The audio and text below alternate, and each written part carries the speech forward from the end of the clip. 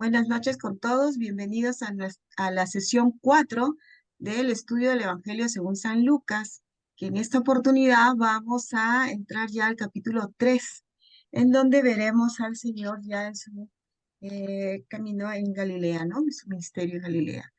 Entonces, pongamos toda nuestra disposición, todo nuestro corazón, abramos pedamos nuestro entendimiento para poder reflexionar y escudriñar la palabra del Señor el día de hoy y esperamos la participación de muchos, de todos, no se queden con las dudas, cualquier pregunta que tengan, levantemos las manos con total confianza para poder, Manuel, absorber esas dudas que podamos tener o algo que no podamos comprender.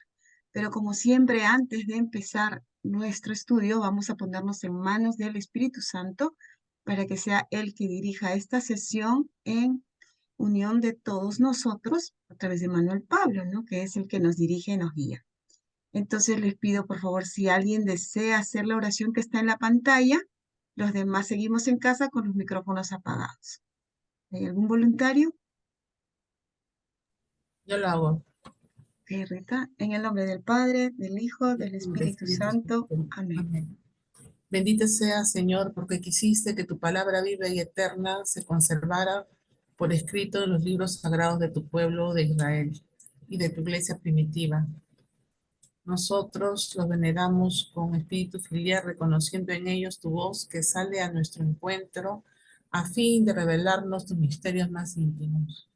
Gracias a tu palabra permanentemente actual y de inagotable riqueza, te conocemos a ti, el único Dios verdadero, que el Espíritu nos enseña a interpretar correctamente tu palabra y que haga brotar de nuestro corazón el deseo de meditarla, abriendo nuestra alma para alabarte, darte gracias, implorarte y pedirte perdón. Amén. En el nombre del Padre, del Hijo y del Espíritu Santo.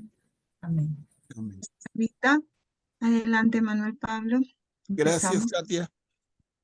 Buenas noches con todos, hermanos. Vamos a iniciar esta cuarta sesión del estudio del Evangelio según Lucas. Como recordamos, dedicamos una sesión, la primera, a una introducción al Evangelio, luego una segunda, que vimos el capítulo 1, una tercera sesión vimos el capítulo 2, casualmente, porque a veces vamos más rápido, pero esta vez ha sido como que ha calzado. Y hoy día comenzamos el capítulo 3, pero seguramente vamos a hacer más que solo el capítulo 3. Lo que hemos visto hasta ahora, Lucas, tremendo evangelista, ¿no? Tiene por un lado, como hemos analizado y repetido, Lucas se inspira por un lado en el Evangelio según Marcos. Luego, tiene en común con Mateo otra fuente que le llamamos la fuente de dichos, o Q, por la palabra en alemán, Quelle. Pero además, Lucas tiene una fuente propia. Entonces, Lucas tiene a Marcos como fuente, a Q como fuente y una propia fuente, producto de su investigación. Y dentro de esa investigación, no podemos dejar de mencionar, porque sería una injusticia total, la gran influencia que tuvo Pablo en Lucas. Pablo le transmitió especialmente a Lucas todo lo que conocía de Jesús. Entonces Lucas tiene, en resumen, a ver, Lucas tiene como apoyo, ¿no? Como fuentes. Primero, el Evangelio según Marcos. Segundo, la fuente de dichos, o Q. Tercero, a Pablo, el apóstol. Y cuarto, la propia fuente, producto de sus investigaciones, que él mismo cuenta en los primeros versículos del primer capítulo. Ahí, digamos que resumimos al evangelista Lucas, y luego que hemos visto en los capítulos 1 y 2, fundamentalmente de manera muy bella, llena de espiritualidad, hemos visto el anuncio del nacimiento de Jesús, su nacimiento y un poquito un rasgo de su infancia, cuando a los 12 años se pierde en el templo, ¿no? Entonces, son los elementos que hemos visto y como hemos estado chequeando, solamente les recuerdo, todo esto, de manera muy cuidadosa, Lucas nos lo presenta comparado con Juan el Bautista, ¿no? Se anuncia Juan, se anuncia Jesús, nace Juan, nace Jesús, crece el niño Juan, crece el niño Jesús. Y hasta ahí en un resumen muy, muy apretado, lo que hemos visto. A ver, continuemos. Entonces entramos al capítulo 3. Y el capítulo 3 va a contener esas 5 perícopas. Una voz grita en el desierto: ¿qué debemos hacer? Él lo bautizará con el Espíritu Santo y fuego. Tú eres mi hijo amado y hijo de Adán, hijo de Dios. 5 pequeñas unidades de texto en la que estamos distribuyendo el tercer capítulo. Como ya les adelantaba, y para los hermanos nuevos lo comento, en cada una de sus Biblias, que son diferentes versiones, van a encontrar como que diferentes divisiones del capítulo. Entonces esta, personalmente me gusta más, ahí va, ¿no? Pero no es que eso cambie nada del contenido. Para nada, nada. Bueno, entramos entonces. Miren, otro sí, como dicen los abogados, es que a diferencia de los temas anteriores, ahora estoy introduciendo, por ejemplo, acá decimos, una voz grita en el desierto, y vamos a leer Lucas, capítulo 3, versículos del 1 al 6. Pero esta flechita en azul dice que este texto está en Marcos y está en Mateo. Son simplemente señales que les doy para reforzar la idea de que hay tanta semejanza entre uno y otro evangelista sinóptico, ¿no? Entonces, Marcos escribe primero, segundo Mateo, tercero Lucas. Y por eso me refiero a Lucas en relación con Marcos y Mateo. Estemos atentos simplemente. Vamos a ver que van a haber perícopas como esta, donde se relaciona con Marcos y con Mateo. Van a haber otras que se relacionan solo con Marcos o solo con Mateo. Y otras en que no se relaciona con ninguna, que serían las fuentes propias de Lucas, ¿no? Me parece una cosa sencillita pero interesante. Ahora, también ayuda, porque como yo les adelantaba, hemos estudiado con la mayoría de ustedes, con todo detenimiento, el Evangelio según Marcos, luego el Evangelio según Mateo, ahora estamos empezando con Lucas, y alguien se podría confundir y decir, oye, esto lo están repitiendo. No, no. Lo que pasa es que te suena porque está en Marcos y en Mateo, como este caso. No igual, no son las mismas palabras, pero el fondo es muy parecido. Bueno, eso simplemente como para estar atentos, ¿no? Entonces, Katia, ¿quién podría leer? Desea leer un voluntario, lo que está aquí en la pantalla.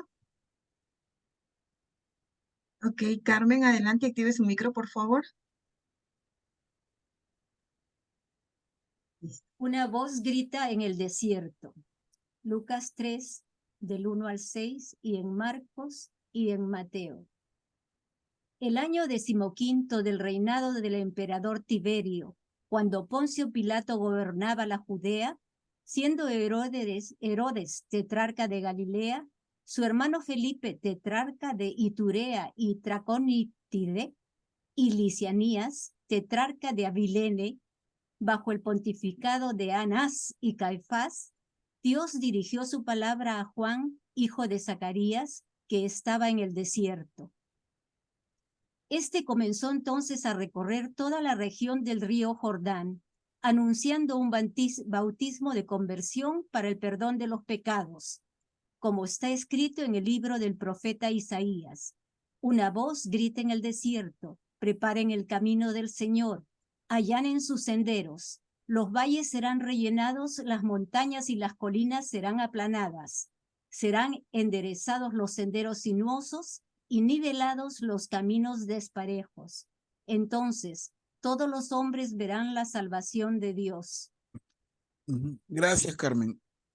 Hermanos, notemos varias cositas, ¿no? Primero, la entrada muy al estilo griego, ¿no? Lucas precisa, 15º año del reinado de Tiberio, quien gobernaba Judea, el tetrarca, el hermano, y en fin, ¿no?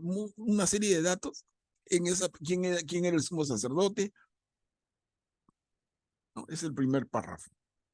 Les digo, muy al estilo de la historiografía griega. El segundo párrafo ya nos lleva a algo realmente profundo, y es que el Señor, termina el primer párrafo diciendo, el Señor, Dios, dirigió su palabra a Juan, hijo de Zacarías. Aquí nosotros vamos a conocer como Juan el Bautista, que estaba en el desierto. Entonces, simplemente, comentario, pero que no se nos pase. El Señor dirigió su palabra a Juan. ¿Qué significa esto en términos de la Biblia? ¿Quién me ayuda? Está clarísimo, pero para que no se le pase, digo, a ninguno de ustedes, hermanos. ¿Qué significa que el Señor dirigió su palabra a Juan, que estaba en el desierto?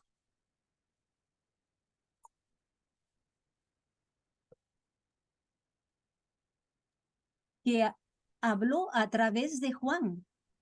Sí, claro. Pero más todavía, así como para meter el gol, cuando Dios le dirige la palabra a alguien, le está dando un encargo. Juan se convierte en un profeta del Señor.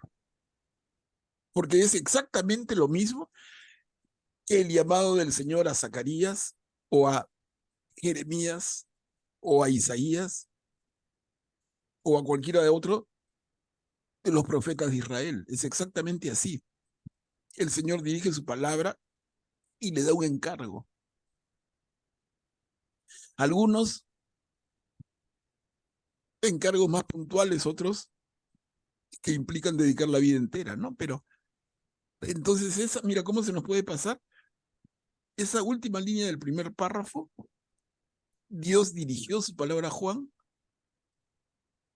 nos está diciendo, Dios elige a Juan, llama a Juan como profeta suyo. ¿Ok? No queda duda, ¿no? Y el segundo párrafo, que ha leído Carmen. Entonces Juan comenzó a recorrer la región del río Jordán, anunciando un bautismo de conversión para el perdón de los pecados. Y ahí me detengo un ratito. Miren, nosotros como cristianos entendemos siempre que el bautismo es un sacramento creado por Jesús. Pero acá leemos que Juan el Bautista anuncia un bautismo para la conversión. Perdón, un bautismo de conversión para el perdón de los pecados. ¿Cómo quedamos? ¿Quién nos ayuda? ¿Es que Juan se le adelanta? ¿Es que el bautismo de Jesús es el bautismo de Juan?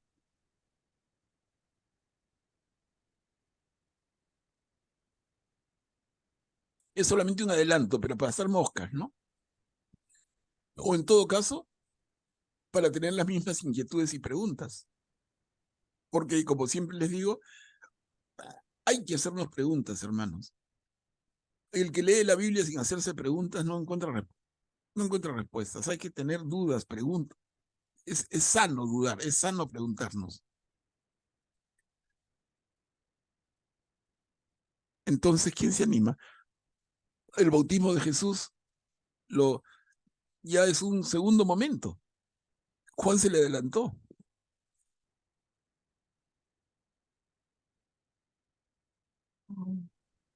Manuel Pablo, no es el mismo bautizo, porque lo que está haciendo acá Juan es lo que llamamos de penitencia. Lo que él está haciendo es decir, es un signo mediante el cual los que aceptaban su mensaje decidían convertirse.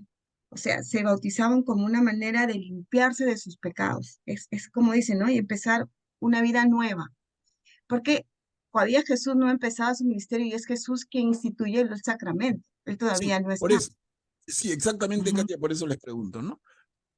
Exactamente por eso, porque nosotros tenemos en nuestra formación que el bautismo lo introduce Jesús. Y acá se le adelantaron a Jesús. Y Juan anuncia un bautismo. Entonces, por eso la pregunta ¿es el mismo bautismo? Por eso algunas opiniones o... Sí. Marlene, ¿puedes activar tu micro, por favor? Buenas noches a todos. Buenas noches, Pablo. Sí, acá Juan fue preparado, enviado para allanar los caminos. Y entonces es lo que invitaba es a la conversión a todos, ¿no?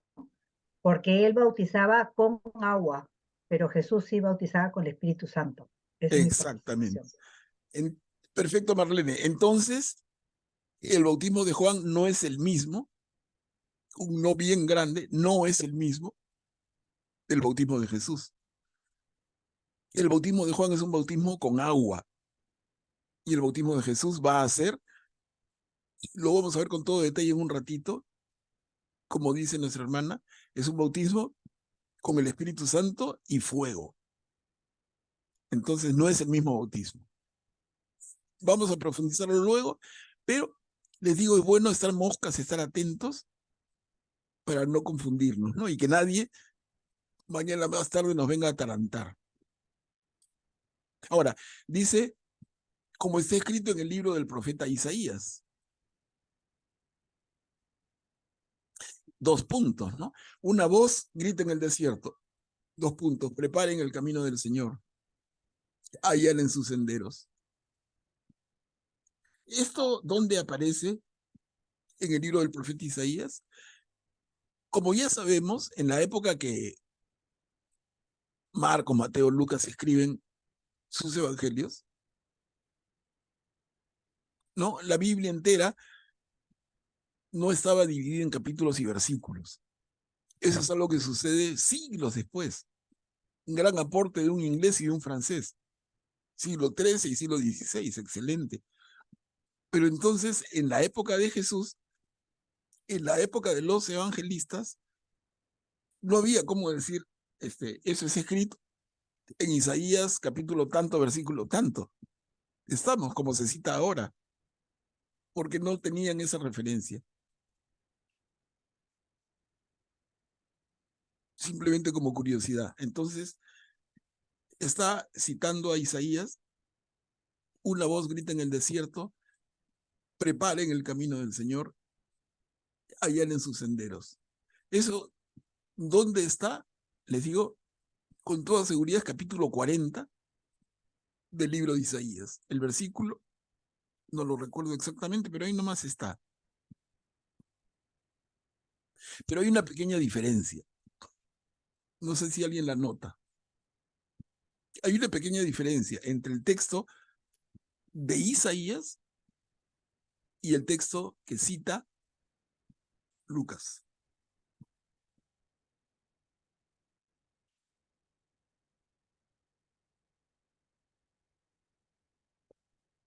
No sé si alguien lo nota.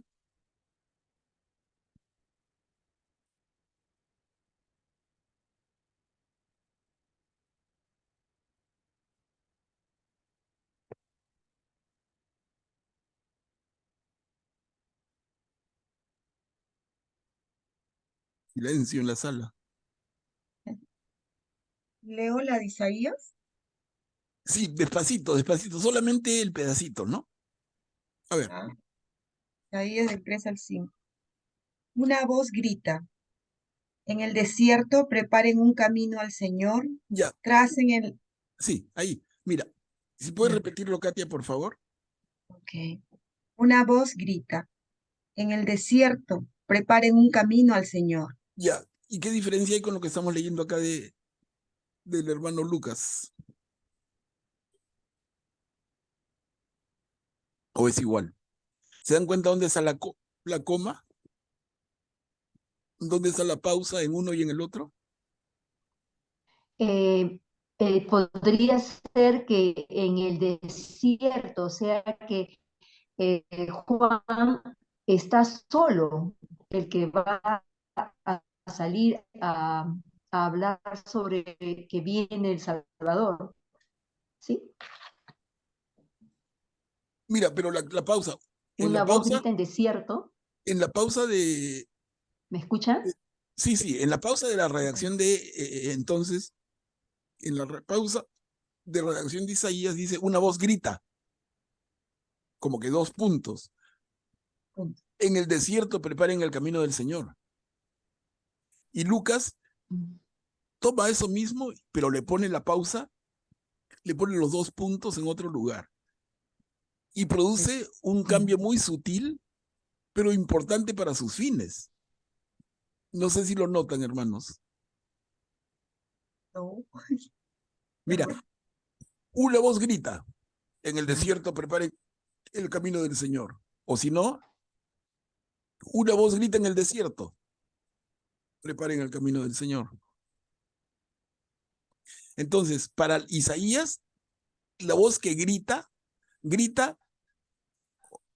indica que el camino del Señor lo preparen en el desierto.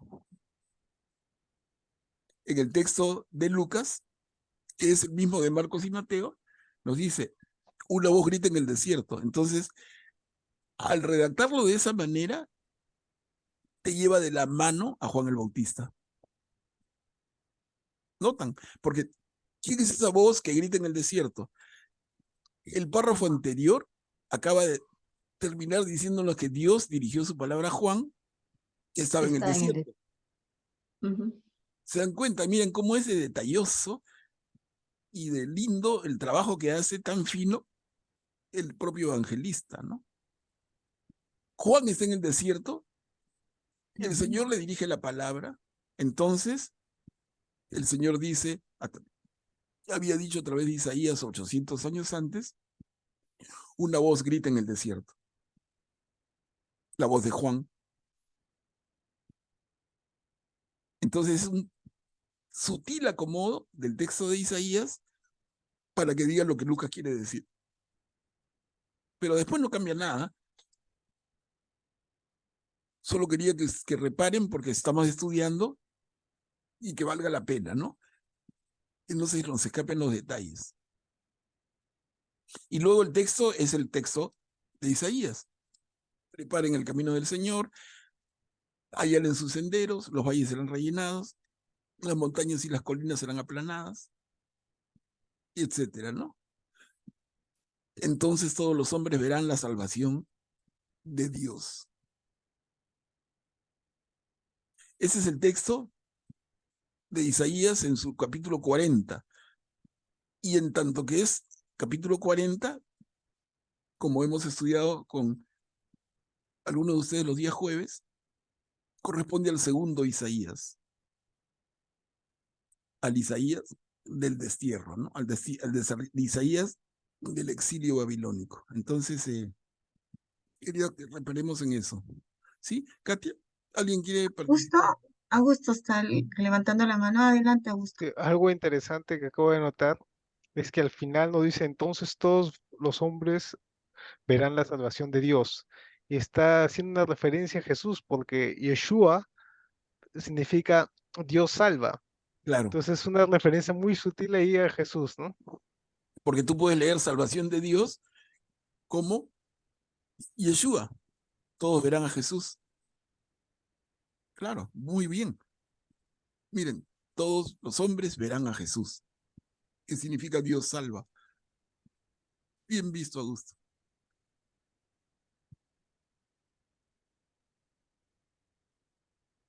Listo, entonces, si no hay más comentarios, seguimos. A ver, el mismo capítulo 3, seguimos.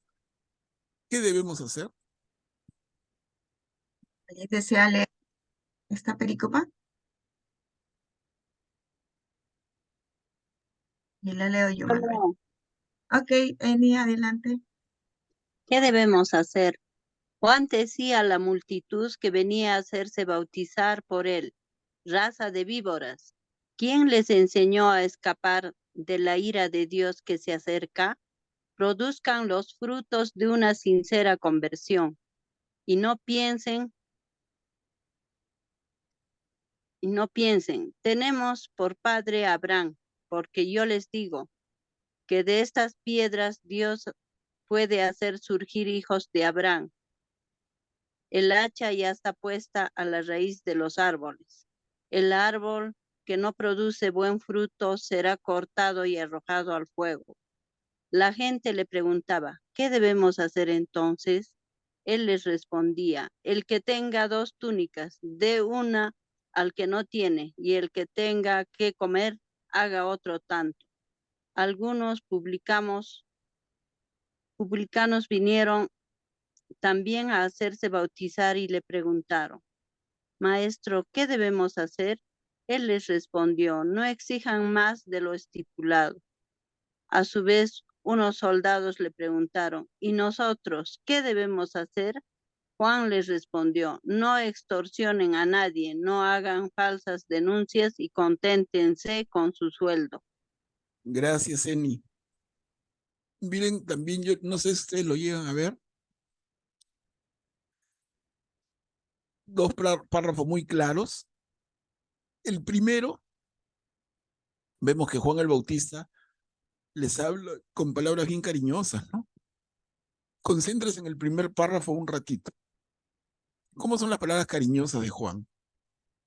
A los que vienen a hacerse bautizar. Raza de víboras. Raza de víboras. ¿Quién les enseñó a escapar de la ira de Dios que se acerca? Miren, la ira de Dios. ¿Recuerdan en los profetas cuando estudiamos el día de la ira del Señor? ¿Quién se escapa del día de la ira del Señor? Solamente aquel que está en una actitud recta con el Señor. Pero el resto, y no porque yo soy israelita me salvé. No, el día que venga el Señor, los israelitas somos salvos y el resto se friegan. No, los profetas de Israel desde siglos antes venían transmitiendo esos mensajes y está escrito en sus libros. Entonces, hablan varios de ellos del día de la ira del Señor. Y miren cómo añade Juan y dice,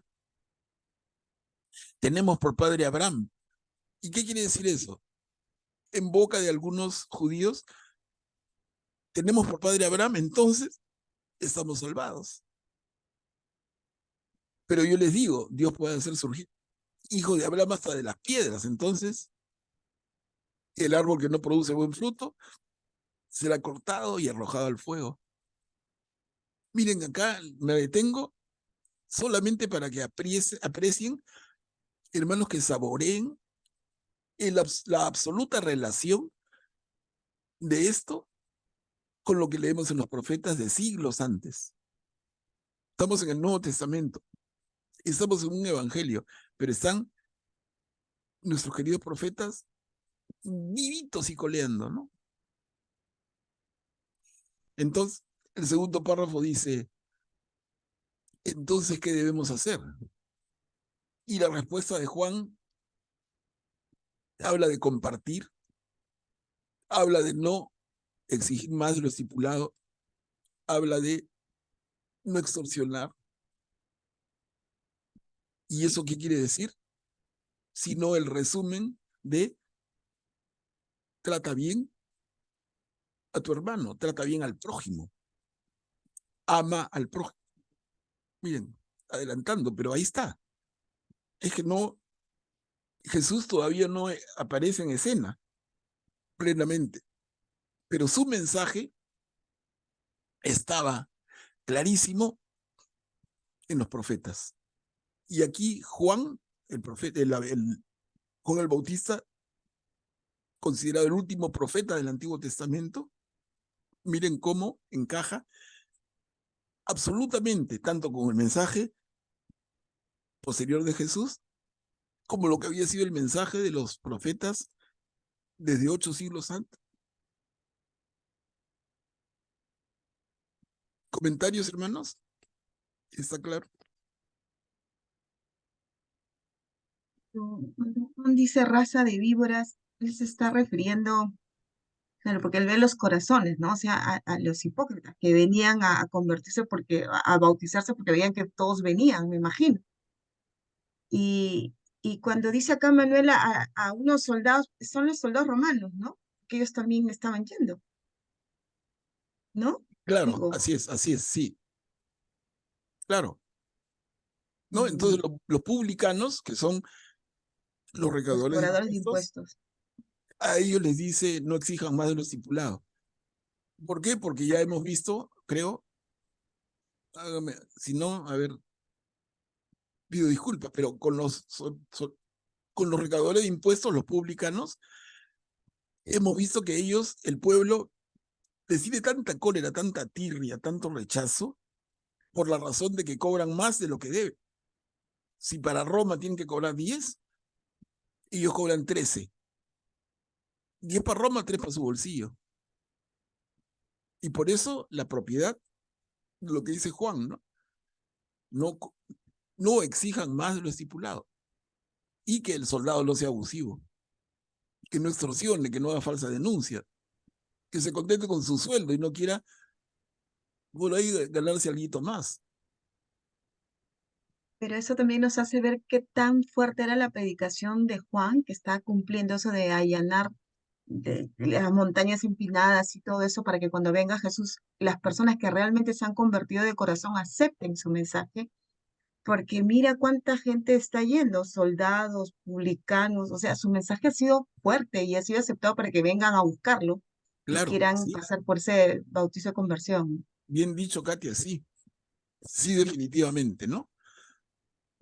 Pero Karin, el mensaje de Juan, como les digo, el mensaje de Juan es fuerte, hasta en las palabras, está en la línea, pero perfecta, de la forma en que hablaban los profetas desde el siglo 8 antes de Cristo. Miren. Sí, adelante. Karin, activa tu micro. Ahí está. Hola, Karin. Buenas noches. No, quería saber, me estaba llamando la atención, bueno, en la tercera línea del segundo párrafo que le dicen, bueno, algunos publicanos vinieron también a hacerse bautizar y le preguntaron, maestro.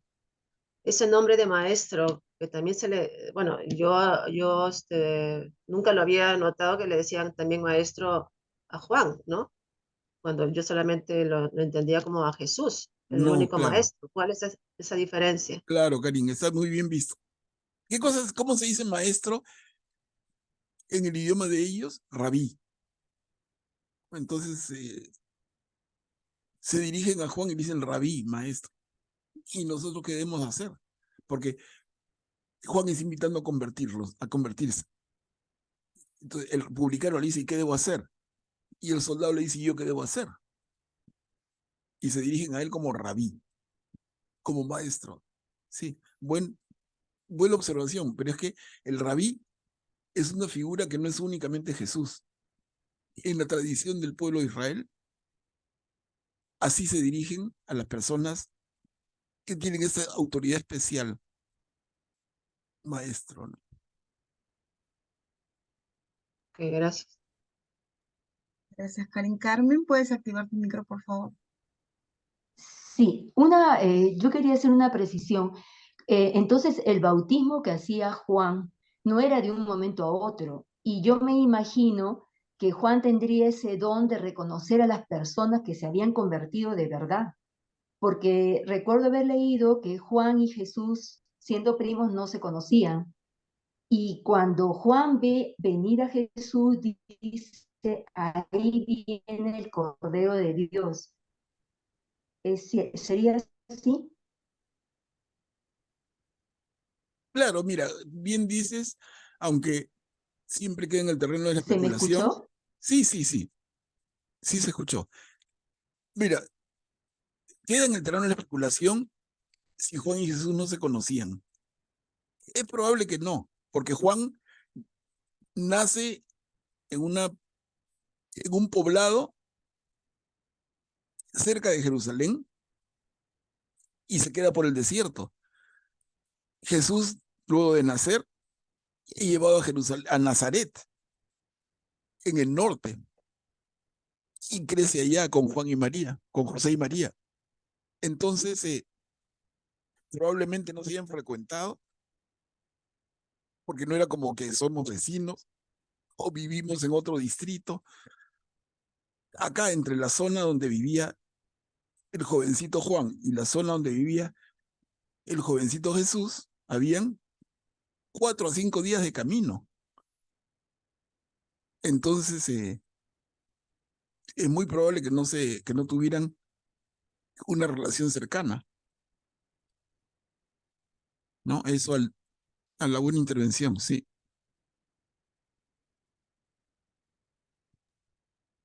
Gucci, ¿puedes activar tu micro, por favor? Muchas gracias. Respecto a la lectura que acabamos de hacer y que estamos reflexionando, me estoy imaginando yo entre la multitud que quiere hacerse bautizar por Juan y que me diga raza de víbora, yo que deseo bautizarme, convertirme, me resulta fuerte, como bien se dijo, muy fuerte. Eh, y lo dice él también muy claro, ¿no? Producir los frutos de una sincera conversión. Pero qué magnetismo, qué atracción tenía Juan, porque con esas palabras tan fuertes con las que él se dirigía a la multitud, la gente no dudaba para hacerse bautizar por él. Eso es lo que yo quería hacer resaltar. Claro, excelente. Gracias. Bien dicho, Cuchi, ¿no? Y entonces, como les decía yo, y me permite reforzarlo, este estilo de Juan es el estilo de los profetas, desde 8 siglos antes. Así hablaban, así de cariñosos, entre comillas. Por eso es que el rey Herodes se molesta tanto con Juan. Y la mujer de Herodes más, ¿no? Herodías. Más. Así les habla. No es gente que viene con palabras dulces a darte un beso. Te agarra cachetadas. Conviértanse, ¿no? Y miren, cuando recordamos a los profetas del antiguo Israel, cuando hablan de amenazas y que Jerusalén será destruida y que todos serán esclavizados. Palabras fuertísimas. Por eso es que Jeremías, el pobre, andaba metido de pozo en pozo y de castigo en castigo, ¿no? Porque tenía pues una manera muy dura de dirigirse a ellos. Y repito, eso es de Juan también.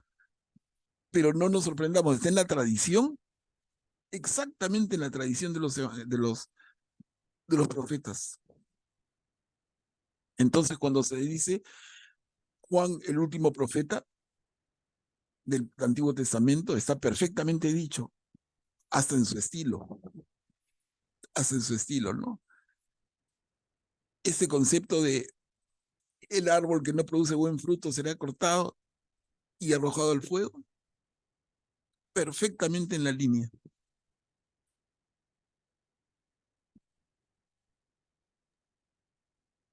Y como les decía, el segundo párrafo, la pregunta de los más lejanos, ¿no? Que son los publicanos o lo que es lo mismo los cobradores de impuestos. Y los soldados le preguntan, ¿y nosotros qué debemos hacer para convertirnos? Y como les decía, Juan lo que les dice, trata bien a tu hermano, trata bien al otro, trata bien al prójimo, ama a tu prójimo. Ese mensaje que les decía que nos va a dar Jesús como mandamiento, pero ya estaba desde el Antiguo Testamento y está clarísimo en los profetas.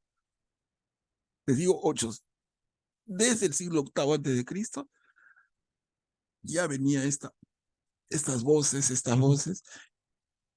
Y en nuestro Antiguo Testamento no tenemos pocos, tenemos 16 profetas que como Juan advierten esto mismo. Cari está queriendo participar. Manuel, adelante, Cari. Sí, releyendo este párrafo me estaba preguntando si la reacción de repente de esa reacción o ese comentario que podría ser chocante de raza de víboras,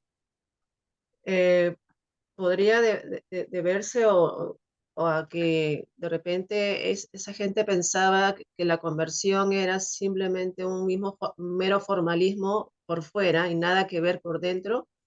Lo que me Exacto. lleva a preguntarme si la misión de Juan, que era preparar el camino para la conversión, es que la conversión venía fruto del bautismo o el bautismo era consecuencia de una conversión. O sea, cómo es el camino, ¿no? Bautismo, conversión o conversión, luego bautismo. Eso es lo que quería que me aclares. Claro, primero conversión, luego bautismo. Así es. Primero conversión, luego bautismo. Ahora, lo que dice Karin, Pero para esa conversión tenía que dar frutos, o sea, tenía que haber algo evidente de esa conversión, ¿no? Porque dice, tiene que dar frutos buenos, ¿no? Entonces, si esa gente seguía con esa mala, bueno, no sé si llamarle mala, pero por el camino antiguo, se podría decir, en las mismas, pese al bautismo, entonces sería inútil pedir algo que no eres capaz de dar, ¿no? O sea, me pongo en esa situación, en ese momento, quisiera entenderlo un poco más, ¿no? no, Si a yo ver, pero necesito, para comprenderte más, si nos puedes explicar. O sea, ¿cuál es la duda? ¿Cuál es la duda? Porque el fruto de la conversión es que cambies tu conducta. Cuando dicen conviértete, no significa reza más. Ojo, ¿ah? Y lo digo, pero 100% seguro, no estoy con ni con un milímetro de duda. La conversión a la que invita Juan y que invita Jesús y la conversión cristiana implica cambio de conducta, hermanos. No implica voy a rezar más, voy a golpearme más el pecho, voy a ir a más misas y a más procesiones. No. Finalmente, el fruto de una sincera conversión es cambiar tu conducta. Y tu conducta se refleja en la manera en que tratas al otro. Miren, más claro no cante el gallo. Ahora, el que no quiere entender, ¿ya qué hago, no? Porque hay personas que tienen su cabeza ahí encerrada y le echaron llave, ya no abre la puerta. Pero les digo, lo que les estoy contando y lo que les estoy diciendo, lo vamos a ver una y otra vez. Y entonces vemos el segundo párrafo, cómo se juega con el primero. Cuando los paganos le preguntan, ¿y qué debemos hacer para convertirnos?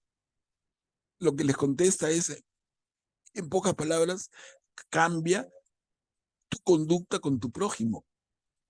¿Y en qué sentido? Repito, mostrando amor en esa relación. No abuses, no explotes, no engañes, no denuncies falsamente, ¿no? Entonces actúa por amor. Sí, Pero vendría a ser, Manuel, como un acto de contrición perfecta, lo que haríamos nosotros ahora, ¿no? Que realmente me ha dolido haber ofendido a Dios. No es que estoy pensando en que si no lo cambio porque me puedo ir al infierno, qué sé yo, es porque me duele haber ofendido a Dios. Y entonces hay claro, una conversión perfecta, ¿no? Katia, sí. Pero me das pie también a un comentario breve. ¿De qué manera yo ofendo a Dios? Pregunto. ¿De qué manera ofendo a Dios? Y yo mismo respondo. Ya actuando mal con el hermano. Miren, o sea, nos fregamos, ¿no? No hay que yo estoy en paz con Dios, pero a veces soy medio tosco, no. Es que tú actúas mal con Dios, tú ofendes a Dios cuando haces mal con el hermano que conoces y el que no, con otro ser humano. Miren, qué profundo es. Propio de Jesús, pero ya apareció en Juan y es la mejor tradición del profetismo de Israel. Marlene está pidiendo la palabra. Adelante, Marlene, activa tu micro, por favor. Ok, la conversión es la metanoia, ¿no? Cambio de pensamiento. Y todo está a base del amor, porque si no hay amor, no hay nada. Y a Sí. lo que dice raza de víboras, a mí me parece que como ahora también es, en la actualidad también sucede, ¿no? Todo el mundo quiere confesarse, como ahí en ese tiempo todo el mundo quería hacerse bautizar porque sabía que con el bautizo de repente iban a llegar a esa vida eterna, ¿no? Querían salvarse. Por eso de repente, como una advertencia, le dice raza de víboras, ¿no? Y le dice, le indica qué es lo que tienen que hacer, ¿no? Lo primero que tenemos que hacer es dar frutos. Si no damos frutos, Claro. no hacemos nada. Excelente, Marlene. Miren, y les he resaltado para otra vez, como machacando, ¿no? Que nos quede claro. Cuando dice, produzcan los frutos de una sincera conversión y no piensen, tenemos por padre Abraham. ¿Qué quiere decir eso? Clarísimo, que la condición para salvarte no es ser miembro del pueblo elegido, porque mucha gente pensaba así. Y yo tengo por padre Abraham, entonces yo soy de los elegidos del Señor. Y acá lo dice, no, Señor. No es así. Los elegidos del Señor son aquellos que, vamos a verlo mucho más con Jesús, los que siguen su palabra y la cumplen. ¿Y dónde se ve eso más? Repito, no porque reces más. Ojo, que no está mal rezar. No porque te sacrifiques más, que no está mal sacrificarte. No, fundamentalmente en la manera en que tratas al otro. Fundamentalmente. Todo lo demás es accesorio. Cristiano que reza mucho, asiste a todas las procesiones y hace todos los ayunos, pero que trata mal a sus hermanos, realmente está mancado, ¿no? Que se cuide del día de la ira del Señor, como dice, porque eso no es ser auténticamente cristiano. Bueno, lo digo yo, pero tenemos todo para demostrarlo y en todo caso vamos a tener todo el Evangelio de Lucas para confirmarlo una y otra vez.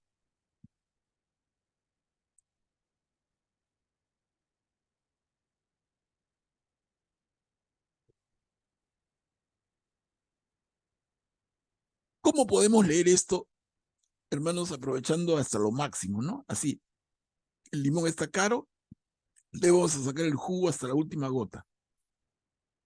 ¿Cómo podríamos nosotros aplicar para nuestro siglo XXI lo que hemos resaltado en amarillo?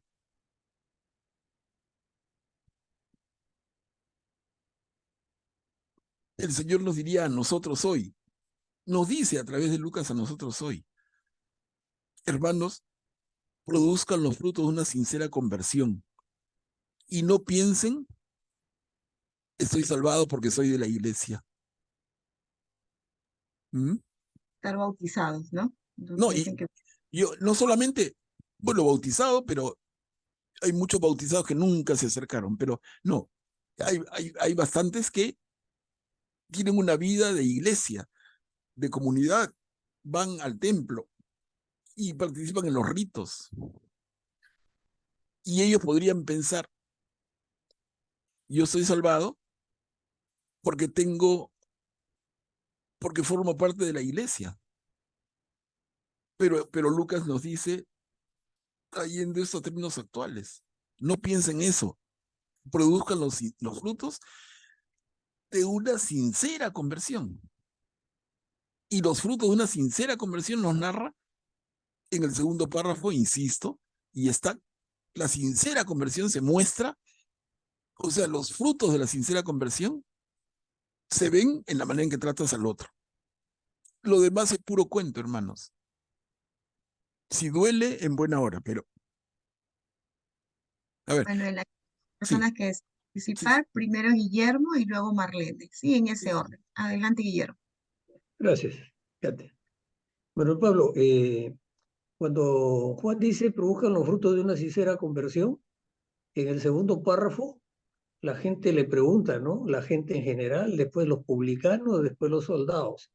Y a cada uno les dice, en resumen, lo que está detallado en San Mateo 25, cuando les dice, tuve hambre y me dieron de comer, tuve sed y me dieron de beber, etcétera, ¿no? Claro. Y la gente le pregunta, ¿y cuándo te dimos con hambre? ¿Cuándo y te dimos de comer? Ah, cuando lo hicieron con cada uno de mis pequeños, a mí me lo hicieron. Por eso es que el padre Álvarez Calderón, como comenté hace tiempo, nos decía en la charla que nos dio en Trujillo hace tantos años, San Mateo 25, ahí está el cuestionario que nos van a preguntar el día de nuestro juicio personal. Así que desde ahora aprendámoslo bien para que sepamos qué cosa es lo que tenemos que hacer. Esos son los frutos de una sincera conversión. Excelente. Guillermo, Excelente, ¿cuánto Guillermo. más? Muchas gracias. Listo, Gracias ¿cuánto? porque el comentario de Guillermo refuerza lo que estamos diciendo, ¿no? Excelente. Marlene, ¿puedes activar tu micro, por favor? Ok, me ganó por puesta de mano. Iba a decir lo mismo, las obras de misericordia, porque dar frutos es hacer obras, no que queden palabras, sino obras, es lo que nos pide el Señor. Y las obras acompañadas siempre, siempre, siempre con amor. Si no, es por gusto, nos estamos engañando. Ujú. Miren, excelente también Marlene, muchas gracias. ¿Se dan cuenta, hermanos, cómo, miren, y los hermanos nuevos se dan cuenta por qué nos demoramos, ¿no? Pero es que analizamos así y es una delicia. Por lo menos yo lo siento así. Le damos el peso a la palabra. Entendemos, la interpretamos, la escudriñamos. Es como que la comemos y va de un estómago al otro. Y en un buen sentido nadie se moleste. Pero la iglesia misma dice, ¿no? Hay que rumiar la palabra. Hay que rumiar la palabra y estamos rumiándola. La pasamos de un estómago al otro. Alguien, alguien diría, ya pasa, compadre, no te demores. Pero estamos rumiando, pues estamos escudriñando, ¿no? Bueno, pero avancemos, mucho escudriño y no avanzamos. Pero, ¿se dan cuenta? Vale la pena el esfuerzo. A ver, el mismo capítulo 3, Él ¿Quién los desea leer? bautizará con el Espíritu Santo y fuego. Y esta perícopa, otra vez Lucas, es común con Marcos y con Mateo. ¿Quién desea leer la pericopa? ¿Puedo leer? Ok, Silvia, adelante. Gracias. Él los bautizará con el Espíritu Santo y fuego. Como el pueblo estaba a la expectativa y todos se preguntaban si Juan no sería el Mesías, él tomó la palabra y les dijo, yo los bautizo con agua, pero viene uno que es más poderoso que yo, y yo ni siquiera soy digno de desatar la correa de sus sandalias. Él los bautizará en el Espíritu Santo y en el fuego. Tiene en su mano la horquilla para limpiar su era y recoger el trigo en su granero, pero consumirá la paja en el fuego inextinguible. Y por medio de muchas otras exhortaciones, anunciaba al pueblo la buena noticia. Mientras tanto, el tetrarca Herodes, a quien Juan censuraba a causa de Herodías, la mujer de su hermano, y por todos los delitos que había cometido, cometió uno más haciendo encarcelar a Juan. Gracias, Silvia.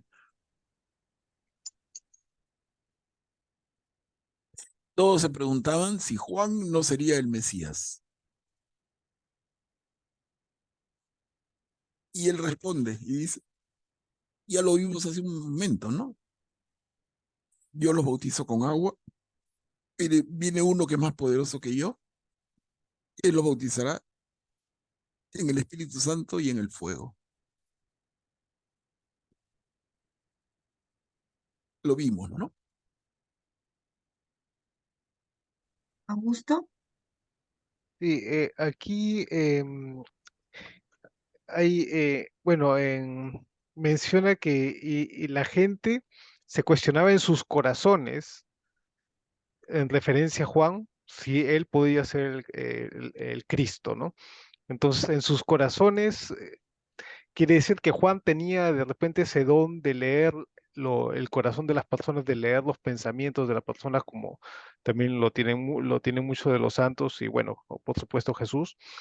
Y también hay otra parte donde dice, en la horquilla, en realidad dice que y en sus manos tiene la horquilla no para limpiar suela, sino para ventear el trigo, ¿no? La horquilla en esos tiempos, e incluso ahora aquí en Perú, donde no tenemos mucha tecnología en los campos muy húmedos, ¿qué se hace? El trigo o el arroz se levanta en un viento fuerte para que caiga el grano bueno y todo el grano que está chufaco o que no ha llenado sea llevado por el viento, ¿no? Entonces a eso se refiere, que Jesús hará eso, levantará y caerá el grano bueno y todo el grano que no vale, será llevado. Claro, pero recién en el momento de la cosecha, ¿no? ¿Se acuerdan? Hay una parábola que ella tocará sobre el trigo y la cizaña, ¿se acuerdan? Y le dicen, oye, ¿qué hay que hacer? Separemos la cizaña de una vez.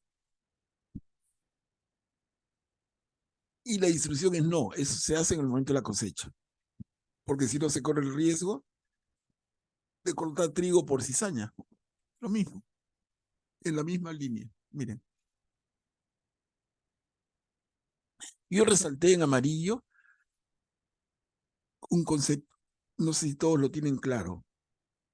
Creo que ya lo vimos, esto de desatar la correa de sus sandalias. Si alguien me puede ayudar. ¿A qué se refiere esto? Además de lo obvio, ¿no? No soy digno de desatar la correa de sus sandalias. Tú dices, qué humildad, ¿no? Pero tiene otro alcance, que para la cultura de la época era clarísimo, y para nosotros hoy no nos dice nada. Por eso vale la pena detenernos. Poquito nomás. ¿Quién nos ayuda? Es desatar la correa de las sandalias.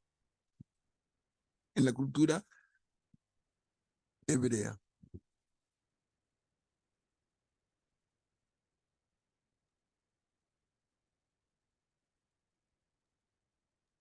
Es un signo de respeto. No, eso es lo primero, claro. Y si no soy digno de hacerlo, es una humildad enorme. Eso es lo primero, obvio. Pero Manuel Pablo, lo segundo, a ver si.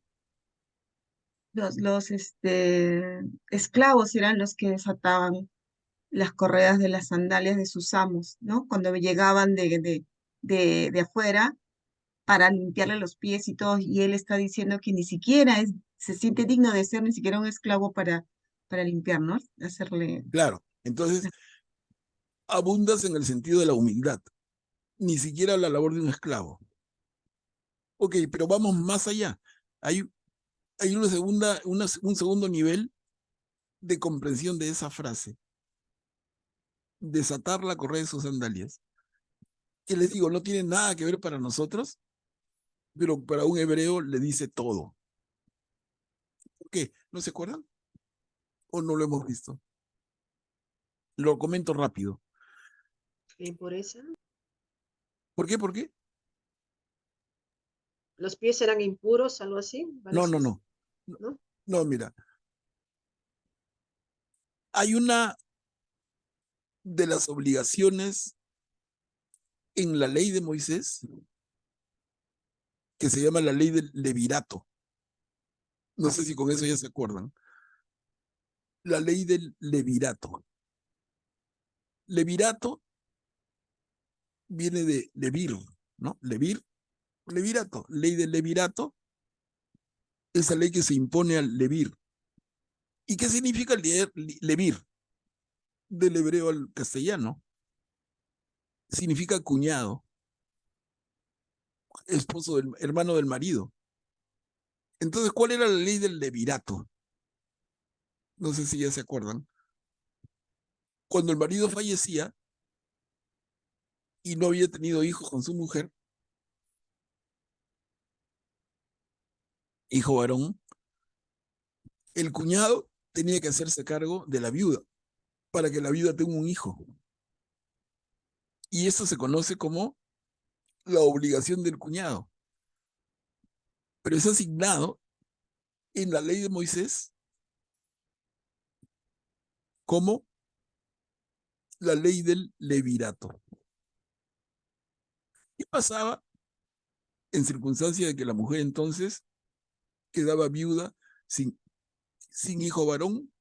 El cuñado se hacía cargo hasta que engendrase un hijo varón. De esta manera la mujer no quedaba deshonrada y no quedaba en la miseria. Porque si la mujer no tenía un hijo varón, la mujer, como no tenía derecho a la propiedad en el antiguo Israel, quedaba en la miseria total. Oye, tenía una linda casa, un campo,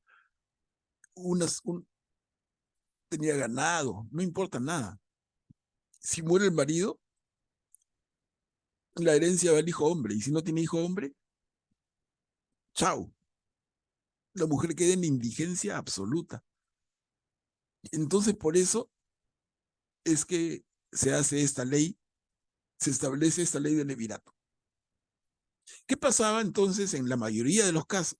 En la gran mayoría, el cuñado cumplía con la obligación. Y se unía con la mujer viuda hasta que ella tuviera un hijo varón. El hijo varón que nacía del fruto de la mujer con su cuñado llevaba el nombre del marido muerto. Y la ley consideraba que era hijo del fallecido, no del cuñado. ¿Ok? Entonces, hasta ahí lo usual. Pero de cuando en cuando, y la ley lo contempla, algún cuñado no quiere cumplir con esa obligación, porque la detesta, la razón que fuera. Entonces, la mujer, ante el rechazo de su cuñado, acudía a la plaza principal del pueblo, convocaba a los ancianos del pueblo y denunciaba al cuñado y le quitaba la sandalia. Entonces, desatar la correa de la sandalia significaba deshonrar al cuñado que no cumplía la ley. Bueno, llevemos esto al tema ya cristiano, a Jesús. Jesús viene para casarse con la iglesia, que es como que corregir esa unión de Dios con el pueblo que no ha dado fruto. Entonces Jesús viene con la obligación del levir, entre comillas. Y si Juan dice, yo ni siquiera soy digno de desatar la correa de sus sandalias, ¿no? Jesús viene con una obligación que tiene que cumplir, que es de completar, perfeccionar la alianza de Dios con su pueblo a través de su unión con la iglesia. Entonces, si Juan le desata las sandalias, es como que le quita el encargo que trae Jesús. Miren, es una dimensión distinta y eso está absolutamente estudiado también. Entonces, tenemos el primer alcance que han dado y este segundo que los comento.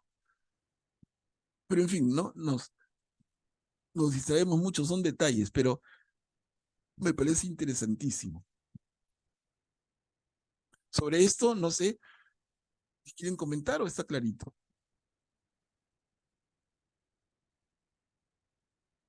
Manuel Pablo, yo tengo una duda. Sí, No entendí bien, bueno, disculpa que de repente no estoy tan preparada como los demás hermanos, pero yo esto lo relacionaba con mm, que les envía a sus discípulos y les dice que si en un pueblo ustedes entran y no les escuchan, no les reciben bien, ustedes hasta el polvo de vuestras sandalias se sacuden en ese lugar y se van.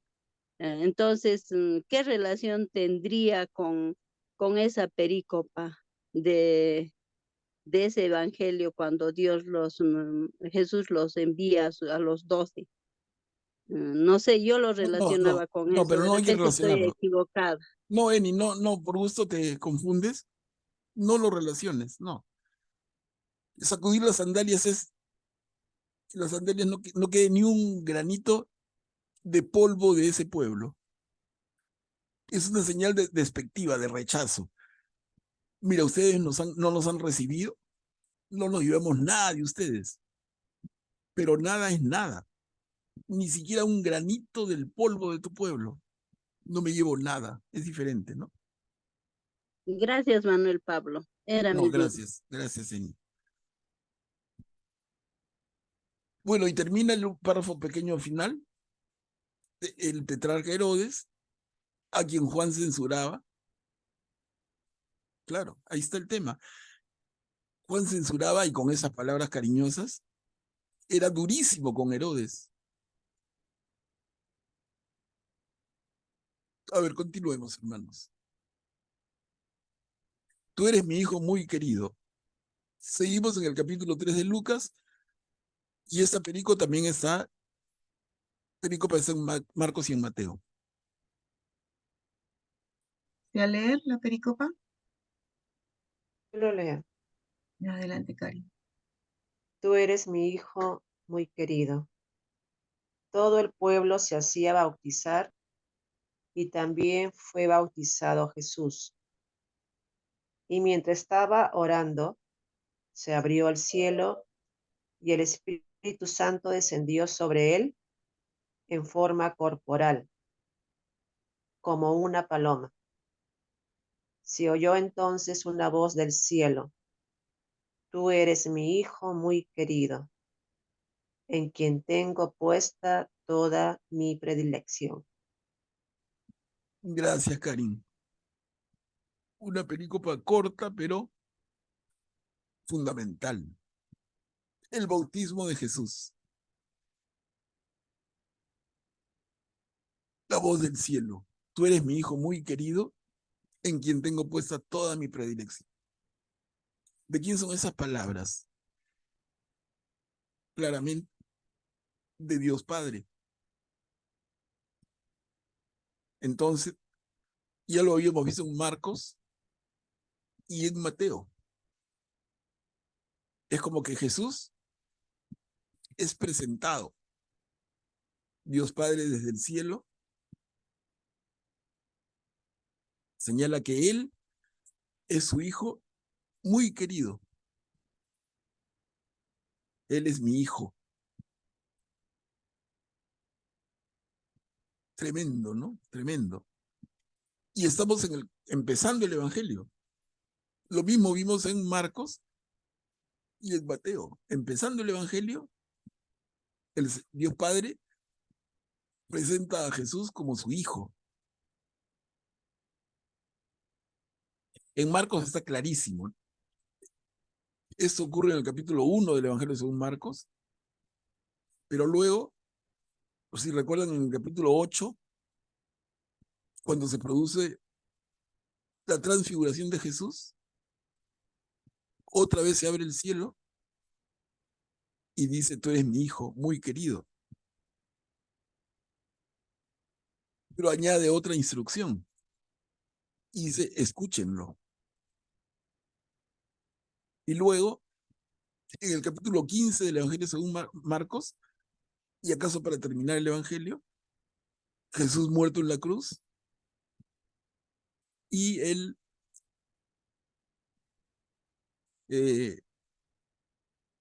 el soldado romano que dice, él era realmente el Hijo de Dios. Entonces hay, al principio, a la mitad y al final del Evangelio, según Marcos, el primero en haber sido escrito, está ¿quién es Jesús? ¿No? Eso lo vimos. Y acá lo estamos volviendo a ver. A ver, hijo de Adán, hijo de Dios. Acá terminamos el capítulo 3 del Evangelio según Lucas. Y eso está en Mateo, pero como vemos no está en Marcos. Entonces, ¿de dónde sale? ¿Por qué la coincidencia? Porque debe provenir de eso que conocemos como la fuente de dichos, como Q. Ahora, una cosita. En el título de la película hemos anotado hijo de Adán, hijo de Dios. Miren, ¿se acuerdan cuando vimos en el Evangelio según Mateo ese concepto de hijo de hombre o hijo del hombre? Acá está, pero clarito.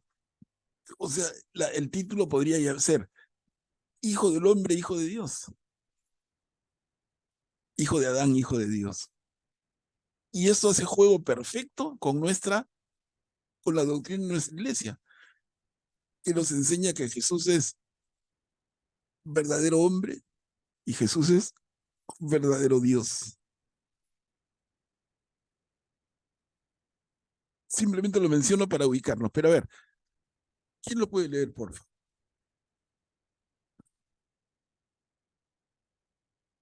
¿Desea leer?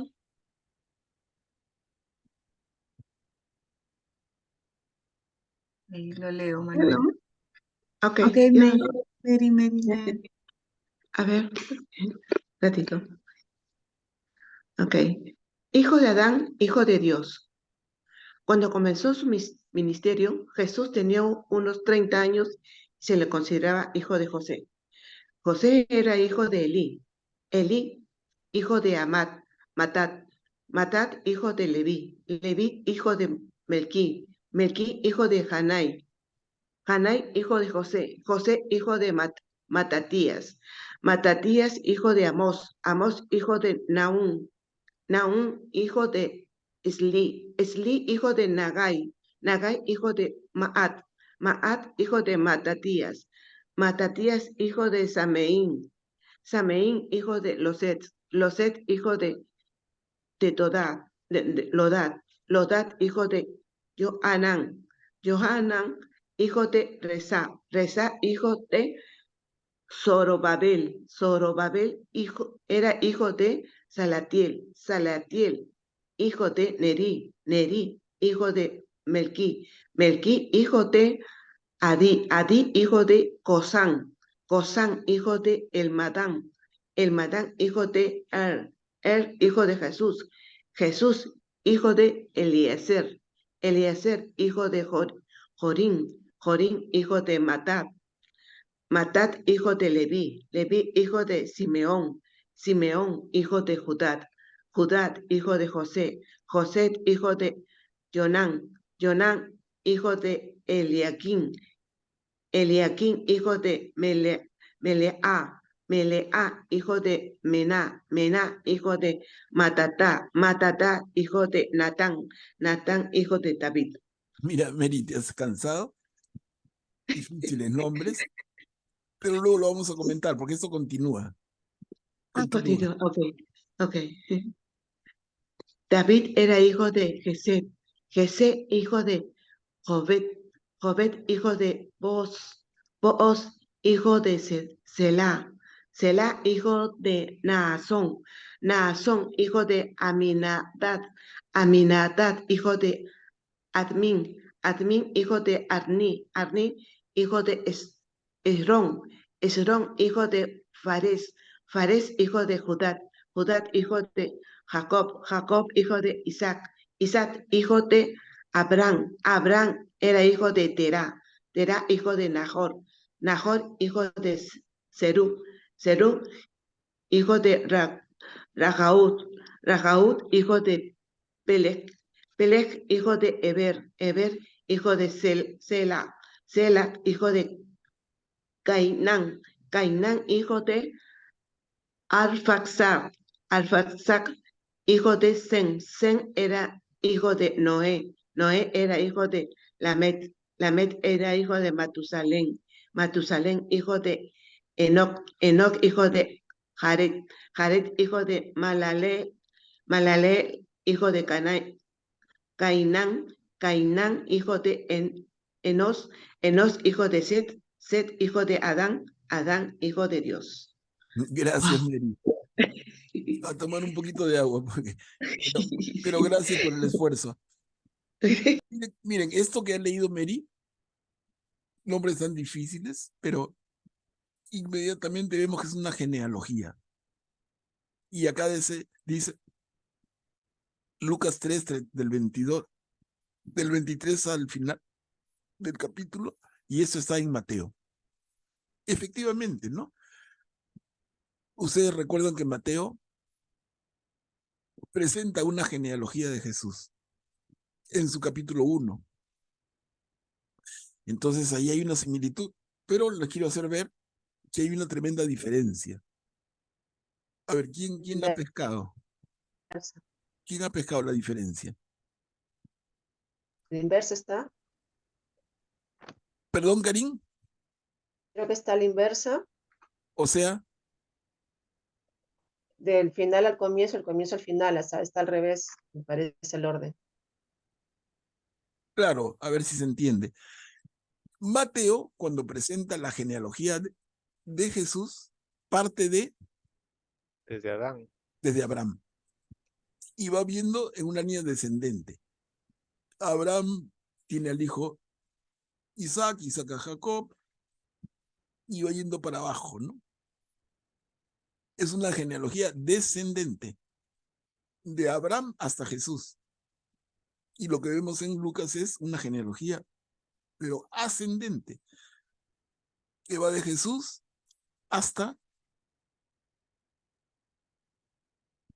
no solamente hasta Abraham, que está por aquí en el camino. Hasta Adán. O sea, hasta aquí estoy marcando hasta donde llega, en sentido descendente, llega nuestro querido Mateo. Pero en esta genealogía que presenta Lucas, avanza más y llega hasta Adán, hijo de Dios. Entonces, miren, esta anotación acá, que eso es en Mateo, es cierto y es a la vez un poco tricky, un poco duro, ¿no? Porque no está igual. ¿Por qué? Porque tienen un propósito diferente. Miren, Mateo, nunca lo olvidemos, Mateo es un recontra judío y le está hablando a judíos, a quienes quiere convencer de que Jesús es el Mesías esperado. Entonces él parte del padre Abraham, el padre de su fe, y llega hasta Jesús. Pero Lucas no tiene nada de judío y no se dirige a judíos. Entonces él, ¿qué cosa quiere decirnos? Al revés, ¿no? No es que Jesús viene de Abraham. No, miren, Jesús viene de Dios. Bien, ¿no? Acá está clarísimo.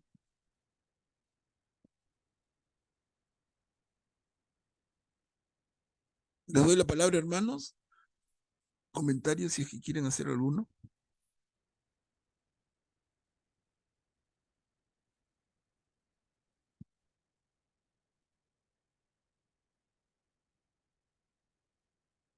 Y acá está David en el camino, como tiene que ser, ¿no? Miren, acá.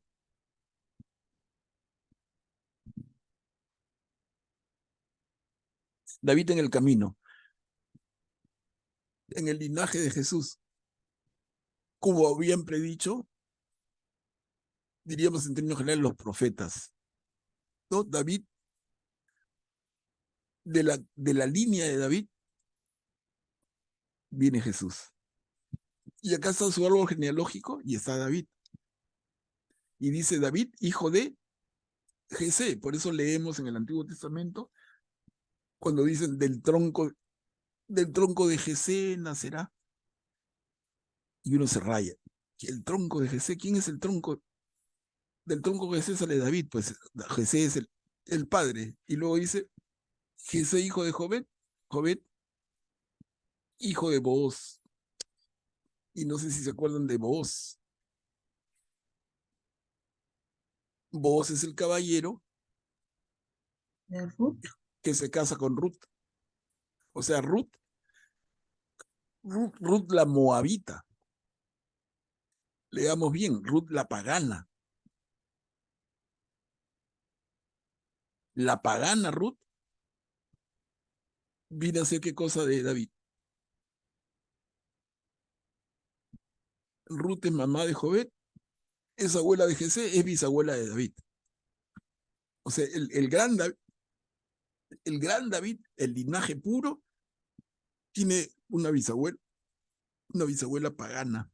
Y de eso hay bastante. Simplemente para que lo tengamos en la cabeza, ¿no?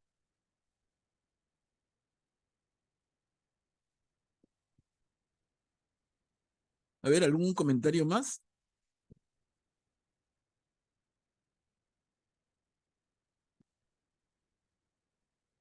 Entonces, hemos señalado aquí en esta perícopa, hijo de Adán, hijo de Dios, y lo podemos leer con nuestra mente más amplia, hijo del hombre, hijo de Dios, a la vez, verdadero hombre y verdadero Dios.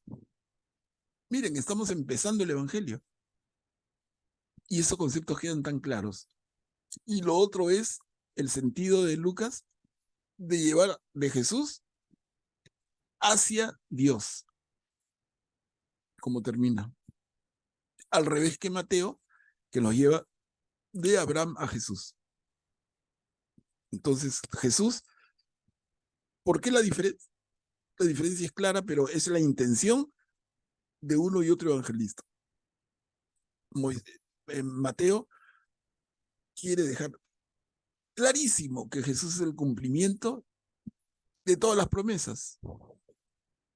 Lucas no tiene ese problema, pues. Y va por el sentido contrario. Bueno, hermanos, acá otra vez ha coincidido por la hora. Nos vamos a quedar aquí para la próxima. O sea, hoy día ha sido una sesión en que nos hemos dedicado a un capítulo, otra vez la casualidad.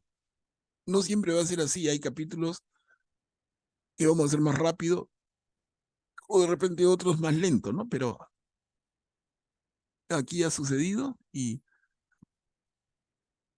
igual lo aceptamos. No sé, ¿algunos comentarios finales? ¿Quién desea participar?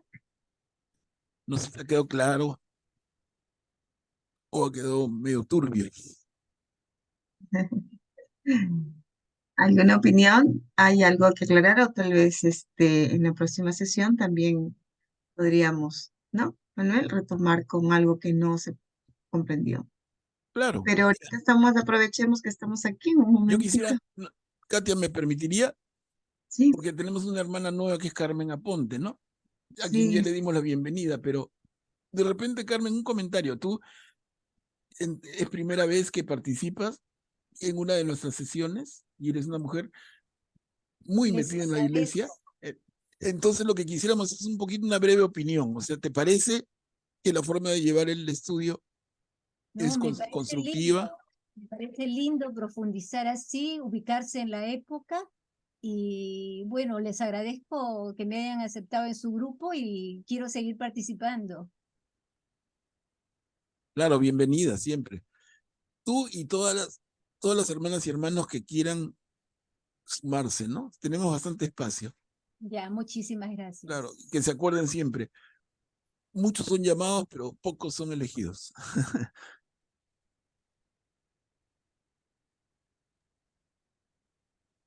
Un comentario, ¿qué tal les pareció la clase a los demás?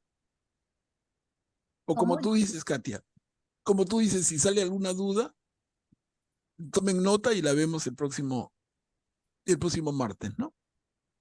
Bueno, que también hemos descubierto muchas cosas, ¿no? Para muchos nuevas. Por ejemplo, la ley del levirato, ¿no?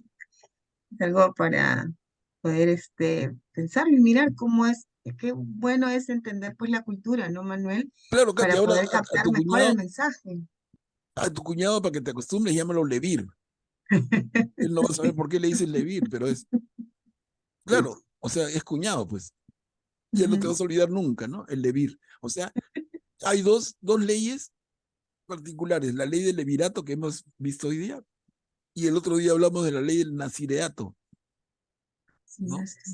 Claro, y la ley del nazireato que tiene que ver con ese voto temporal o permanente que hacía el hebreo y que ahora sería el equivalente de hacer votos temporales o votos perpetuos. Pues esas figuras también estaban, y eso se llama la ley del nazireato. Entonces, dos conceptos que no se les mezclen, ¿no? Levirato y nazireato. Uno viene del levir y el otro del nazir. El nazir es el consagrado. Y me parece que también esto de levirato está en vos, ¿no? Bueno, no me acuerdo Claro, muy bien. por supuesto, porque Ruth es viuda de un pariente de vos y no han tenido hijos. Mira, la suegra de Ruth, ¿se acuerdan? Es una señora que pierde a sus dos hijos ya casados sin tener hombre. O sea, ella había tenido dos hijos hombres que mueren y las chicas no habían tenido hijos varones, entonces quedan en la miseria total. Y vos entra con Ruth cumpliendo exactamente la ley del levirato. Perfecto, Katy. Perdón, yo recuerdo que ponen a prueba a Jesús, no recuerdo en qué evangelio ni en qué parábola, no. Ponen a prueba a Jesús diciéndole que una mujer se casa con un señor y se muere. Y así por la ley del levirato, va pasando por los 7 hermanos, ¿no? Sí, y finalmente no tiene hijos, pero igual se muere. ¿Con quién se queda esa mujer en el cielo? O donde sea. Sí. Están poniendo a Jesús también. a prueba, ¿no? Claro, lo llevan a una situación extrema, ¿no? Y cuando resucite, ¿con cuál de los 7 va a estar? Exacto. Si los 7 fueron sus maridos, ¿no? Eran unos fregados los judíos. Fregados, unas preguntas, pero Jesús nunca caía, ¿no? Brillante. Entonces, hasta que la muerte nos separe. Sí. Isabel, ¿puedes activar tu micro, por favor? Buenas noches con todos. Una consultita. De acuerdo a la ley del levirato, dice que la mujer, si quedaba viuda, tenía que comprometerse con su cuñado, ¿no? Pero tenía que tener un hijo, hombre. ¿Y qué pasaba si solamente le nacían hijas mujeres? No cuenta, pues.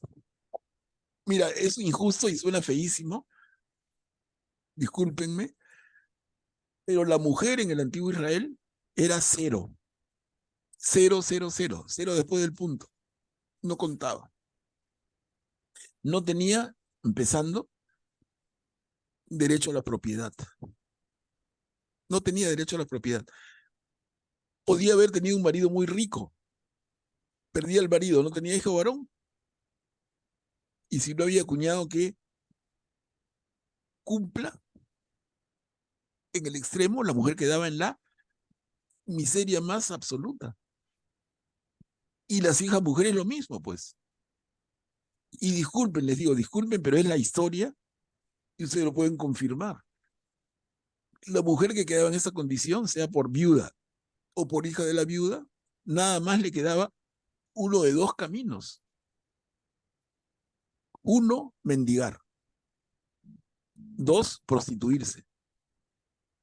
O sea, la mujer se convertía o en mendiga o en prostituta. Miren qué horrible.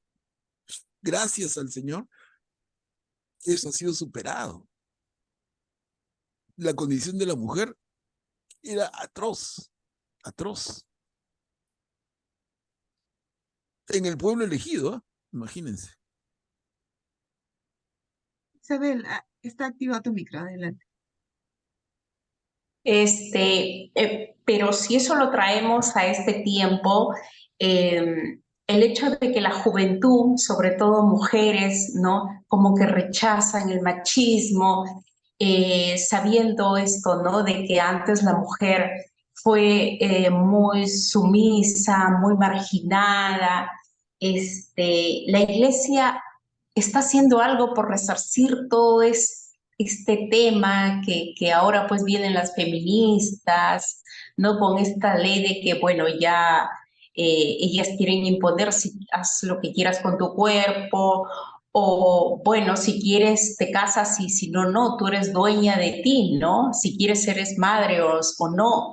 Entonces, si bien es cierto, es enriquecedor la historia, pero también como iglesia, ¿qué se está haciendo para resarcir toda esta historia que de una u otra forma ha calado, ¿no? Y sobre todo en la juventud de ahora, en las jóvenes. Claro, es un buen punto el que planteas, Isabel, pero yo diría mucho más atrás. O sea, yo ni siquiera preguntaría qué está haciendo la iglesia. Yo preguntaría, ¿y qué hizo Jesús? Y lo respondemos en una. Y si quieren que sea un tema, para comenzar el próximo martes con calma. Pero Jesús corrigió eso. Jesús lo corrigió.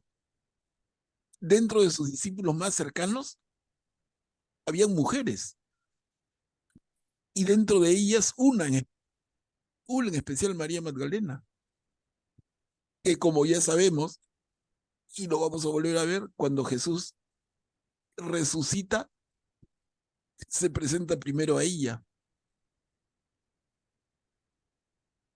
La primera persona que tiene un encuentro con Jesús resucitado no es un caballero, es una dama cercanísima a Jesús, de la cual lamentablemente en nuestra Biblia no se habla mucho, ¿no? Merecería que se hable mucho más. Y es María Magdalena. Entonces Jesús corrige esto. La mujer no vale nada. Espérate nomás, vamos a ver qué hace Jesús y cómo actúa Jesús.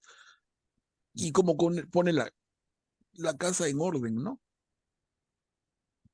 Y ahí empieza el cambio total. Pero los judíos que no aceptan a Jesús no cambian así. Y los musulmanes que se copian de los judíos, aunque ahora se pelean, ¿no? Pero son copia mejorada.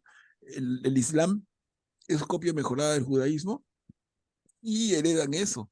Y hasta ahora la mujer musulmana tiene mucho menos derechos, camina con la cara tapada, camina detrás del marido. Y eso es judaísmo puro y duro. Así aprendieron los musulmanes. Porque el gran profeta Mahoma se inspiró en la religión judía, se inspiró. Y dicen que la mejoró. No, ahí no quiero entrar. Son temas que podemos profundizar en otro momento, ¿no? Pero puede quedar como un pendiente. La relación del Islam con el judaísmo y el cristianismo. Un estudio comparado de las tres religiones es un temazo. Manuel, hablo. Gracias, Isabel. Gracias. Manuel Gracias Pablo, ya también. en nuestra última intervención sería con Augusto, porque ya son 9:40. Adelante, Augusto. Nada más para mencionar lo que mencionaba la hermana, qué está haciendo la iglesia actualmente en ese tema de la mujer. Recientemente, bueno, no recientemente, pero ya hace unos años, el Papa Juan Pablo II publicó cartas dirigidas a este tema, ¿no? De la dignidad de la mujer y creo que era una carta apostólica Murielis Dignitatem. Y después también hay otra carta posteriores en el año 95 que también se hicieron y hay temas muy centrados en la dignidad de la mujer y la familia, ¿no? Y cómo se la complementariedad entre el hombre y la mujer. Gracias, Bien, Augusto. gracias. Interesante. Gracias, claro. Bueno, Katia, Gracias. de mi parte, les ¿Podría agradezco pasar mucho. el link, por favor? ¿Podría pasar el hermano el Siempre link? lo hago, sí. No, se No, refiere a el de que Augusto. acaba de hablar.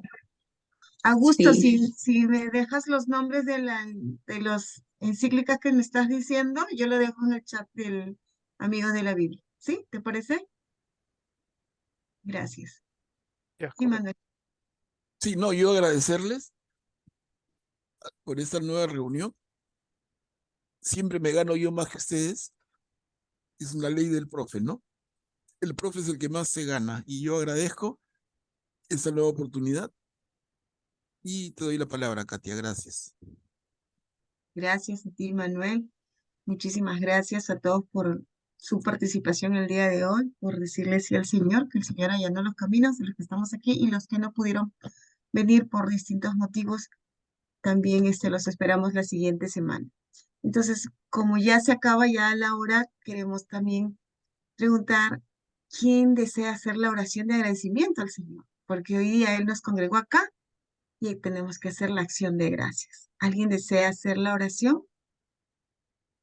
¿Yo? Ok, Isabel, adelante, por favor. En el nombre del Padre, del Hijo, del Espíritu. Amén. ¿Me compartes, por favor, No, dónde es una está? oración que lo haces tú de tu corazón, de agradecimiento, porque la Ya. oración que hacemos Perfecto, al perfecto. inicio es la del Espíritu Santo para que no se ilumine. De tu corazón, sencillito como Ya. quieras, brote de tu corazón. Muchísimas gracias, Padre amado, bendito, misericordioso. Gracias por este momento que nos has regalado acá a todas las personas que nos hemos reunido a escuchar al hermano, estos alcances muy, muy buenos, interesantes. Bendícelo al Padre, al hermano, bendice a cada uno de los participantes, a sus familias y gracias, Virgencita María, intercede por cada familia que estamos. Roguemos al Señor. Mismo, Señor. Gracias, Señor. En el nombre del Padre, del Hijo, del Espíritu Santo. Amén.